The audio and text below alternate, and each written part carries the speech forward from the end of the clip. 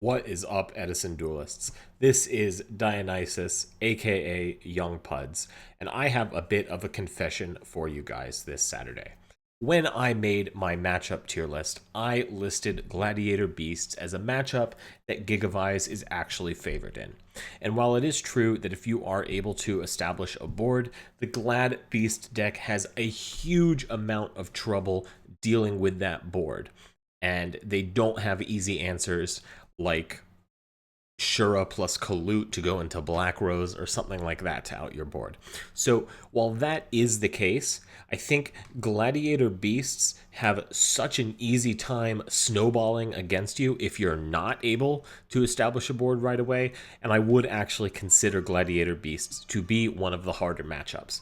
So I do have a match here that I played against the very powerful duelist Manu Collections, one of the highest rated duelists on the ladder. I was fortunate or unfortunate, depending on your perspective, to run into this duelist when I was queuing for games the other day, and this match, I think it's actually a really, really spectacular match. So let's just not waste any more time and let's jump into it and see how it did play out. So we do win the die roll, and we're going to draw Lonefire Blossom for turn. Honestly, not the greatest thing. I was kind of hoping to use the Super Solar with that, but that's just fine. It's not going to impede our combo in any way. Instead, we are just going to Super Solar to tribute one of those dandy tokens for the Copy Plant. And then here we are going to go for Lonefire Blossom into Gigaplant.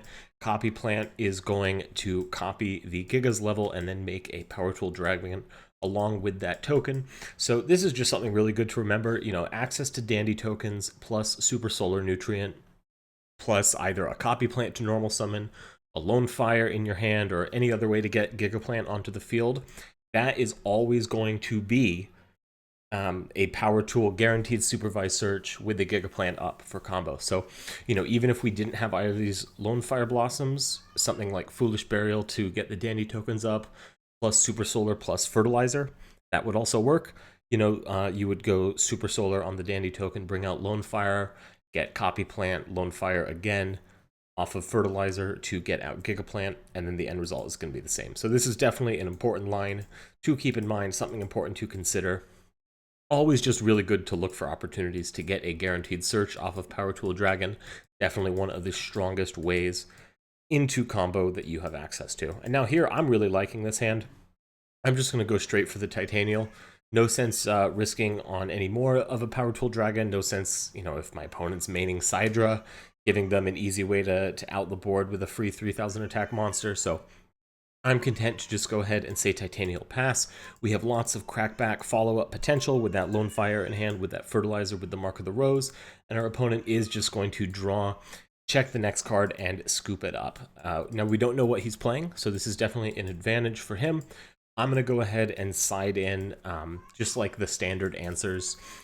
I think I put in Decrees, I put in Book of Moons, so extra hate for Royal Oppression, extra hate for Fossil Dyna.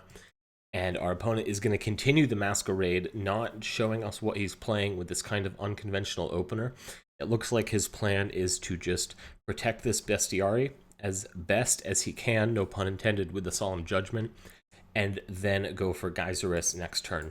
And we open kind of weird here. We have that double Gold Sark, so we're really looking for a good draw, and we actually do find it in Lonefire Blossom. That is just going to be fantastic for us. And here we are going to Gold Sark for both Trunade and Heavy Storm. I'm thinking here, okay, I don't want to commit Lonefire into this back row. It looks like my opponent has opened slow, so I just want to guaranteed get a sweeper to be able to answer the back row and go off. If I did normal summon the Lonefire Blossom, he probably would have hit that with Solemn Judgment, and then we would be stuck and not have any follow-up. So I definitely like this choice that I made.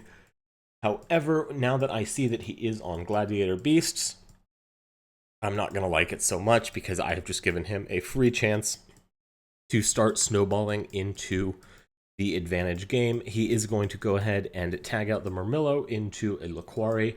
So he is threatening to just make Geyserus on anything I put on board. That doesn't feel good.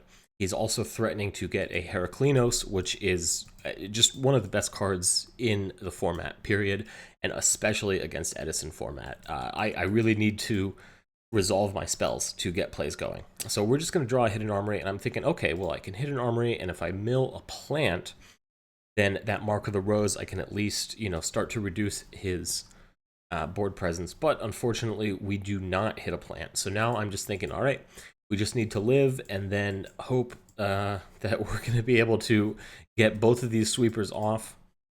He is going to hit in with all 3 of these monsters, which is going to bring us very, very low.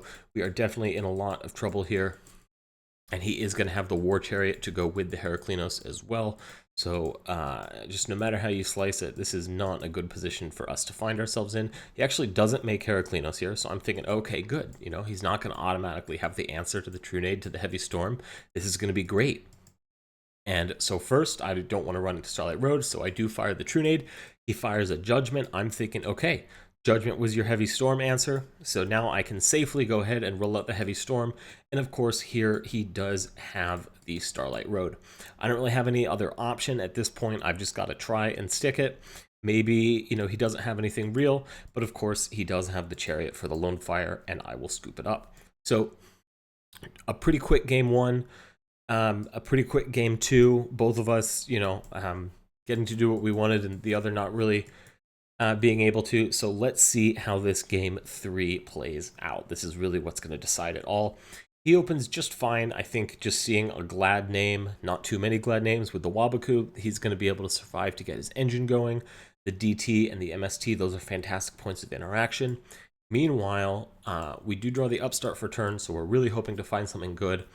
Hidden Armory plus Furt, those are fantastic to see together, but this is not a hand I'm excited to be playing into Glads with. I'm not going to be able to establish something right away. Our opponent is going to get to set up on us.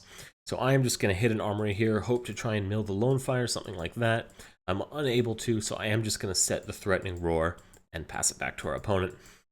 He draws a War Chariot, which is just fantastic. Huge problem for us. We do get him to waste his MST on the Threatening Roar, so that's going to shut him down for 1 turn at least, but he is going to go ahead and set up the DT, the Chariot, and the Wabaku. Heavy Storm would be nice here, but even then, that's still not getting rid of the Ready Arty. So he is definitely threatening a strong board. We draw into a Raigeki Break, which is at least going to answer the monster, but unfortunately, our opponent does have the Dust Tornado ready for. So we are passing into Glads with nothing once again. This is a bad spot to be in, folks, especially when our opponent is able to rip the Test Tiger. Now I'm thinking, man, maybe I should have set that Book of Moon. Our opponent does swing in for 400 with the Secutor.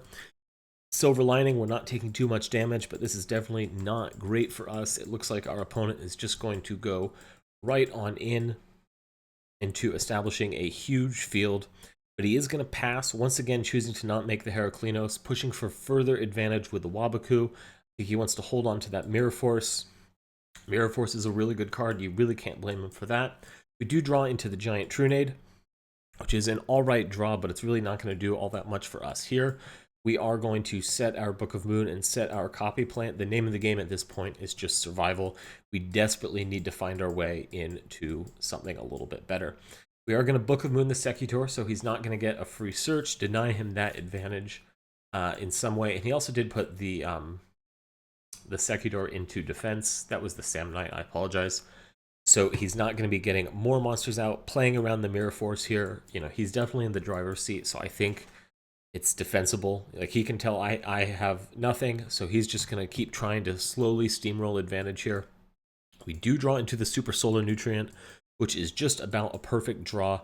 I do, however, I decide, okay, this is kind of a piss or get off the pot type of moment. I need to make something happen now, and I need it to be big and impactful. So I'm actually going to choose to use Fertilizer first. I've seen him already spend an MST and a Dust Tornado, so I'm thinking, okay, he doesn't really have any interruptions for this. What other interaction could he have? He could have Torrential, but honestly, if he wants to Torrential here, I'm fine with that. That clears his monsters.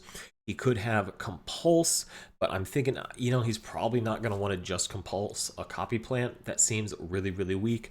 So I am betting that the Miracle Fertilizer is going to stick. It is going to get through. And we are going to be able to Trunade after we've already summoned the Copy Plant to get a second use out of it. Our opponent does chain the Wabaku, so we're not going to be able to kill any of his monsters by battle. And now the copy plant is going to be perfect fuel for our super solar nutrient, at which point we can go for Lonefire into Gigaplant. I choose to just do one Lonefire here. I'm kind of thinking that I'm I'm going to be entering a grind game here. I'm not going to be able to clear all these monsters by battle because of the Wabaku. So I want to leave a Lonefire in deck in case I draw a second Super Solar Nutrient, which is definitely likely. I also just wouldn't mind hard drawing another Lonefire Blossom. So here we are going to go ahead and just go into a Black Rose. I need these monsters off the field. That Sekitor is too much of a threat. I need them gone. I'm hoping maybe our opponent doesn't have any monsters to follow up, or if he just does have maybe the one, it's not going to be able to answer a Gigaplant. We are also going to follow up with the Miracle Fertilizer to get a slightly stronger board, going into the second Lonefire Blossom here now, and getting Titanial out. So I did actually decide to go for the second one because I wanted to have space for Mark of the Rose and then still be able to use Gigaplant's effect. So kind of pivoting, and of course we can't get any damage in because we are under Wabaku. So our opponent is going to draw, and now he has a whole bunch of traps here, and he's going to set two of them, probably two of the best ones. And I'm remembering that he has set two here. Now I have to be really cautious. I'm kind of thinking, okay, what could we lose to? We could lose to Torrential. We could lose to Mirror Force. So I'm thinking, okay, I just need to slowly kind of build up some advantage and really carefully find my way to push for game. I don't want to give up any of my field presence. I've worked really hard for it. It's going to be my way to win. So here we are just going to Gigaplant into a second Gigaplant. And I was thinking that, I would just pass here. Next turn, I can normal summon the next Gigaplant. I wasn't too worried about Torrential. I feel like a lot of Glad decks are just not on Torrential. They don't want to give up their Gladiator Beasts, so they decide to not play Torrential. And of course, our opponent does play Torrential, and we've walked right into it. We've lost our field presence, so now we are definitely behind. We have one fewer card. Even if we do get to use this Raigeki Break, discarding the Mark of the Rose is not going to feel good, so we are definitely in danger. Fortunately for us, our opponent does draw a Gladiator Beast War Chariot. Not going to be the most powerful thing. And now we do go ahead and draw a Hidden Armory.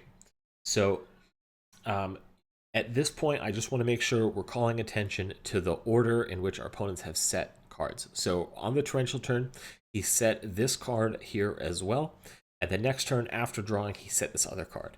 Clearly, he's not going wide. He doesn't want to play right into Mirror Force. So let's just keep that in mind. Now, on my turn, I do draw a Hidden Armory, which I am going to say, all right, what do I need? I need a DDR to pair with this Mark of the Rose, and that is going to be how we're going to try and get back into this game. So I just Hidden Armory for the DDR, and then pass it back to our opponent. He draws a Test Hiker, once again, no help, so he's going to pass it back to us, and here we do draw a Gold Sarcophagus. So unfortunately for us, both our Gigaplants and our Lonefires are in the graveyard, so we can't use this as a way to trigger DDR, but I am thinking that, all right, let us use this to find the Miracle Fertilizer. That is going to be the card that I think we need the most out of anything to get us back into this game. So we'll go ahead and do that, and then we will pass once again.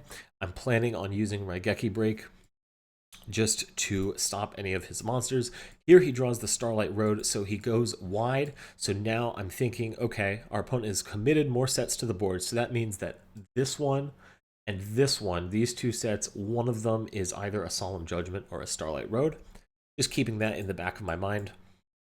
And now we do draw a Dandelion, which is not something I want to be setting into Glads, but it is something that could be nice to discard with DDR, so I'm happy to hold it in my hand. Our opponent is going to draw another Book of Moon that does go along with the one that he already set right there, and he is just going to pass it back to us. So Gladiator Beasts are definitely a deck that run a lot of back row, and here we see that it could be getting them into a little bit of trouble. We are going to draw the Fertilizer, and I'm thinking, all right, I'm not comfortable heavy storming. I know this is an opponent who's playing Starlight Road, so I'm just going to have to play in and try and play through this back row. If something gets bottomless, I'm fine with that. I have DDR. Let's see how our opponent can handle this. We are going to go ahead and Fertilizer for Gigaplant, and our opponent is going to let it through. Very wisely, he does ask us what our target is, so now I'm thinking, okay, our opponent might have DD Row. I have something like that, but he does let the Gigaplant through. I don't want to attack it this many sets. I'm confident that one of them is Mirror Force, so I'm thinking that I better just pass.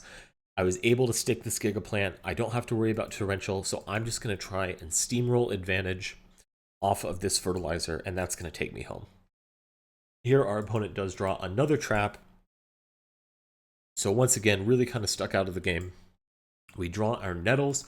So now Lonefire is only able to get us that last Dandelion, not super useful.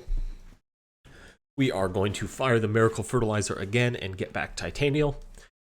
Arguably, folks, probably would have been better here to go normal summon the Gigaplant and summon Titanial, just to have one less monster on the field that Fertilizer is tied to. But nevertheless, now that we have the Titanial up, I'm not so afraid of like Compulse, Book of Moon, those kind of cards. And I'm still feeling like, all right, we have a good answer for the back row.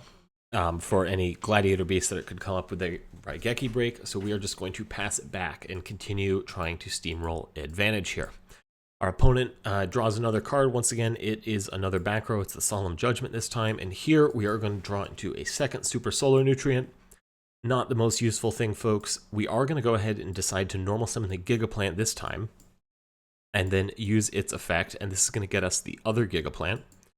And then once again, we are just going to pass. I'm not ready to attack. I don't have a good answer for Mirror Force yet. So, no point in committing anything else.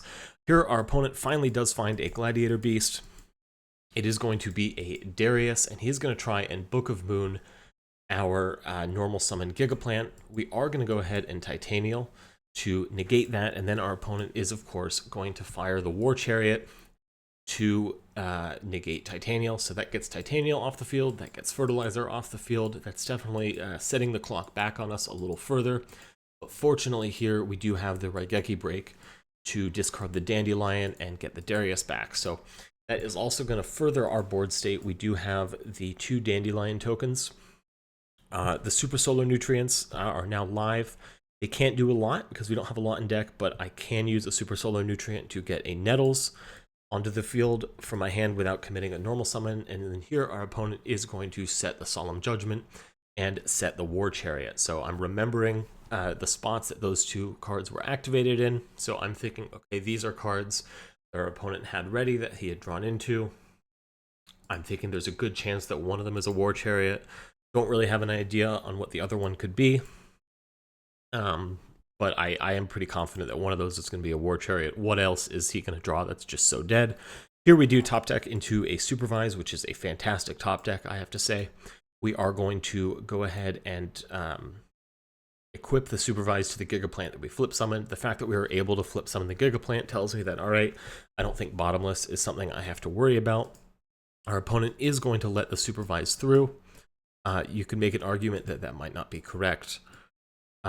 Maybe you wanted to negate it, but I think he also wants to maybe wait until I make something a little more threatening. Here we are just going to go ahead and use Gigaplant to bring back Gigaplant, and then we are going to normal summon the Gigaplant that we brought back and bring out Copy Plant. Here, Copy Plant is going to use its effect to copy Gigaplant. And then now I'm going to clean up these tokens and use all of them to make a Stardust Dragon so I can finally attack into the Mirror Force that I am certain my opponent has. Unfortunately for us, our opponent does fire the Solemn Judgment at this point. So the good news, half of his life points taken care of. The bad news, I don't have a second Stardust Dragon in this build. So I am definitely kind of wishing I had a second one. Now I'm going to have to find a way to get through Mirror Force without a Stardust Dragon. Definitely easier said than done. But I don't want to attack into anything. I don't want to lose my Mirror Force. So we are just going to pass it back to our opponent. He's going to draw a Dust Tornado, which of course he is going to set. Definitely a strong card to have. Here, I'm going to think on my turn for a little bit. This is definitely a really tough spot to find yourself in. Finally, I am going to decide to go ahead and fire the Gigaplant for Copy Plant, and then use the second Gigaplant for Lonefire Blossom. I'm going to use Copy Plant to copy Lonefire Blossom, and then here I am going to bring out a Brionac. Now, I could just go ahead and discard my whole hand to bounce all of his back row back, but I am a little concerned about playing into Waboku like that, so I'm thinking, all right, we need to be a little surgical with this. I'm going to pass priority, see if he wants to waste anything. He decides that he doesn't. So here we are actually just going to go ahead and use Bryanac's effect, discarding one of these dead super solar nutrients, and only the one. And what would you target here, assuming that you didn't know his back row? I'm thinking it's this one. This is the card that has been on the field the longest. I have not attacked once since this card was set. So I have the soul read here, and I am so confident that this one is the Mirror Force. So I'm just going to target that. Our opponent's going to put it back in hand. And then here I am going to normal summon the Nettles and make a black Brute Drago with the normal summon Gigaplant. So we do have a nice sticky board here. If I did miss the Mirror Force, which I'm confident that I did not, we would still be able to get back to Gigaplants if we walk into Mirror Force here. If he deprisons, he could only stop one thing. So I am thinking, all right, this is the time to push for game. And we do attack for 2,300. Our opponent is going to be letting that attack through. And now we go to attack for game. He does have the deprison here, but since we have a Gigaplant in our graveyard, we are going to be able to bring back the other Gigaplant. And then we will just walk in for game with the Black Brute Drago. And we did manage to correctly put the Mirror Force back in hand. Some might call it luck, but I think, you know, if you're just making heads-up plays, you can really kind of see what is important back row, what is not important back row. I think, you know, we could be reasonably confident that this one was a Chariot, just because of the way he said it after he had already used a Chariot. So obviously, you're going to be replacing a Chariot to have for later. I think this one we knew was a Starlight Road because he said it at the same time as the Book of Moon that was here. So we know that one of those two was something that defends against Heavy Storm, and he already used the Judgment elsewhere. So we could be very confident that one was a Starlight Road. And then this one was kind of the wild card, so we were playing a little slowly and carefully. But ultimately, of course, it was a Dust Tornado, which is not something that is going to be relevant against that Supervise. So for that reason, I was very confident that we just needed to use the Brio once to bounce back a Mirror Force, and I didn't want to bounce back anything else because I just didn't want to lose advantage. He chains Waboku, and then we'd have to discard more, so I'd rather just attack and force out the Waboku. But of course, there wasn't a Waboku, and we were able to win that match. So this was definitely a nail-biter for me to play out. This is something where I was on the edge of my seat, but I am really pleased with the read that I was able to make, and I think this really goes to show that if you make intelligent reads, you are going to be able to win a lot of games that maybe you have no business winning, which honestly, I would argue that Gigavise versus Glad Beast might be something that you don't have a lot of business winning. This is a really challenging matchup. You know, anytime I queue into J-Boss or really any Glad Beast player, I know I'm fighting an uphill battle. I know it's not the most fun match for Glad Beast to play either, because if I do combo, there's really not anything that they can do. But that kind of edge of your seat gaming, you know, knowing that it could be over for either of you at any moment, I think that's some of the most exciting Yu-Gi-Oh! That could exist. So I hope you guys enjoyed the shameless Hype Beast Gigavise content I had for you today. I hope you guys have a wonderful Saturday. I hope you're spending it with friends and or family. I hope you get out and get some fresh air. You know, spring is just around the corner here. So winter's almost over. You have that to look forward to. Otherwise, guys, definitely subscribe if you haven't already. Watching that number really means a lot to me. I'm hoping to hit 1,000 by the end of the month. That would be really amazing. So if you can help that happen, I would really appreciate that. Smash that friggin' like button, guy, and drop a comment if you have any questions. If there's any matchups you'd like to see next, let me know. And other than that, I will see you guys tomorrow with more shameless Hype Beast Gigavise content. This has been Dionysus, aka Young Puds, with Gigavise Yu-Gi-Oh! Here on YouTube.